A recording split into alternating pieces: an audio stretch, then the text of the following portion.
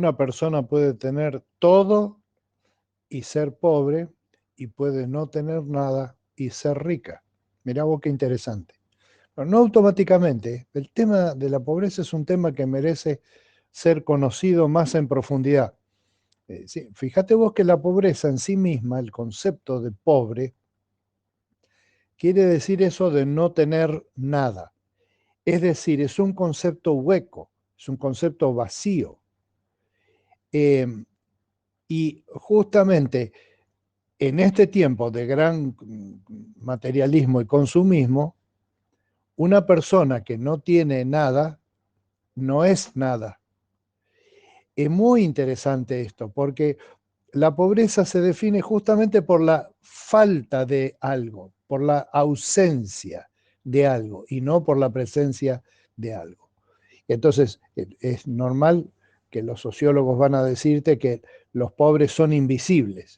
Uno arma las cosas eh, para que no se vean los pobres. Por ejemplo, la sociedad los empuja, la sociedad los empuja a vivir en un lugar lejos del centro de la ciudad o en lugares que no se vean tanto en el centro de las ciudades, en los lugares paquetes de la ciudad, los lugares bonitos, ricos, los saca de ahí. Ellos pugnan por ir y la sociedad intenta rechazarlos y devolverlos a un ambiente afuera.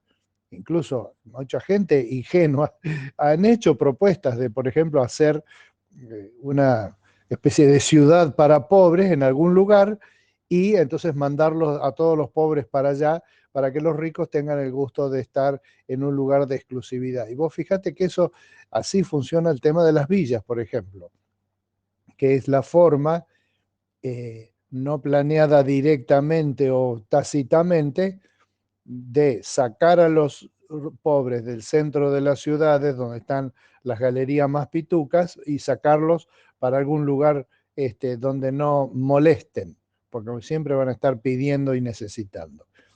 Y el concepto pobre en la Biblia implica todo tipo de carencia, por lo que decíamos, ¿no? Que una persona puede ser rica y sin embargo ser pobre. Puede tenerlo todo y a la vez puede no tener nada, o puede no tener lo que más desea, que también es una forma terrible de pobreza.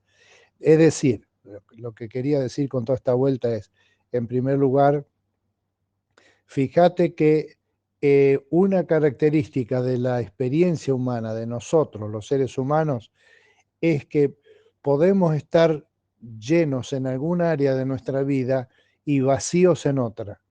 Eso es muy importante eso, que no es que automáticamente el rico tiene todo y el pobre no tiene nada. No es así, de ninguna manera. Ahora, una de las cosas que se producen cuando el pobre es pobre y está todo el tiempo chocando con no tengo, no puedo, no llego, no esto, no lo otro, es justamente que sus sueños, es decir, sus expectativas de todo orden, caen, se caen. Acá en la palabra que voy a leer ahora en el Salmo 10, 17, tiene la idea de una columna que se ha caído. Entonces, tenés la columna, pero la columna está tumbada. Entonces, ¿qué haces con la columna tumbada? Y la dejas tumbada ahí, qué sé yo, se cayó. ¿Cómo la vas a enderezar ahora? ¿Cómo haces para enderezarla y volverla a poner que no se vuelva a caer?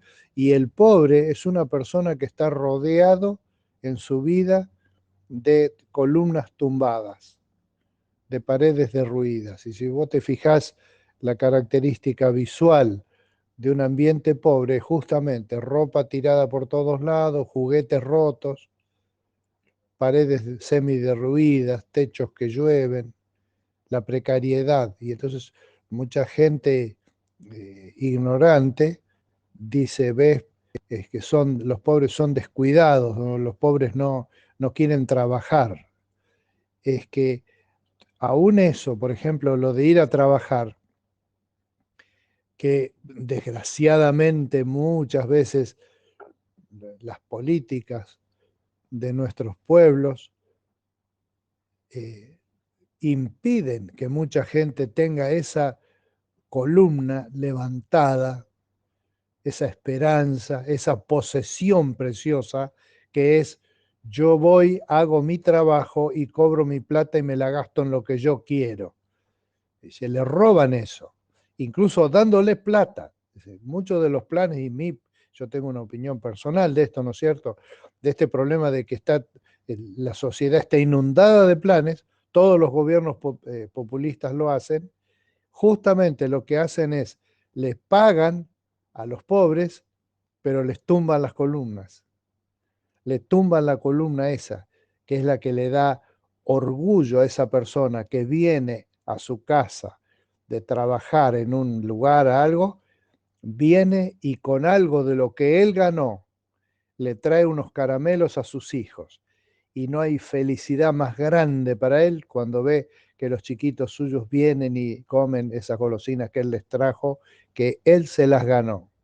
En cambio, ese dinero que viene en una tarjeta de plástico, ni siquiera viene en billetes físicos, simplemente no tiene valor, no tiene un valor eh, cultural, espiritual, moral, nada. Simplemente es un intercambio como una propina, como a los aborígenes cuando les cambiaban oro por espejitos. Es lo mismo, es el mismo mecanismo perverso que tiene el pecado en las sociedades. Sin embargo, en la palabra de Dios hay una nota de esperanza siempre. Y la nota de esperanza que te voy a leer está en el Salmo 10:17, donde dice qué es lo que pasa con esas columnas caídas que a veces uno tiene, aún teniendo las otras cosas, ¿no? Teniendo el dinero, teniendo la comida asegurada, teniendo un techo, una cama, lo que fuera. Tú, Señor, escuchas la petición de los indefensos, les infundes aliento y atiendes a su clamor. Esa expresión, atiendes a su clamor, usa la actitud de Dios de atender. Vi que dice atiendes a su clamor, significa literalmente volver a parar algo que está caído. Es interesante. Tú defiendes al huérfano y al oprimido, para que el hombre hecho de tierra no siga ya sembrando el terror. Dios siempre aspira con su plan original cuando creó la humanidad, donde todas las personas podrían tener una vida digna en este sentido, de que tengan columnas levantadas en su vida, como por ejemplo la posibilidad de decir: esta es mi casa, este es mi lugar, y no que anden de un lado para el otro corriendo su carpa como una persona perseguida que va de un lado al otro.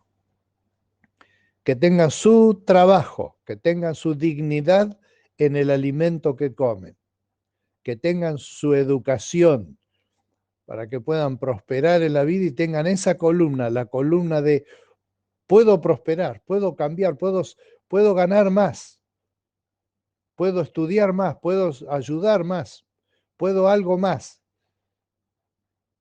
Que esas columnas puedan ser mantenidas, las que están erectas, y levantadas, las que están caídas. ¿Qué te parece? ¿Vos crees que Dios es así? Es muy interesante pensar cómo Dios dice que a los pobres en espíritu Él les va a dar el reino de los cielos. Porque al reconocer nosotros que aún moralmente el pecado, por ejemplo, nos acosa, nos acecha todo el tiempo, nosotros podemos decir, bueno, pero hay cosas en el pecado que son como columnas, pero que están caídas. Pero el Señor te ayuda a levantarlas, a volverlas a poner en pie, a levantar cosas de tu vida. De paso, esto de la columna no es físicamente lo que pasa con las personas deprimidas, que su cuerpo está caído y hay que levantarlo, erguirlo, ponerlo parado, hacerlo caminar y andar. Pero no por la fuerza, sino porque alguien viene y lo levanta con un poder superior.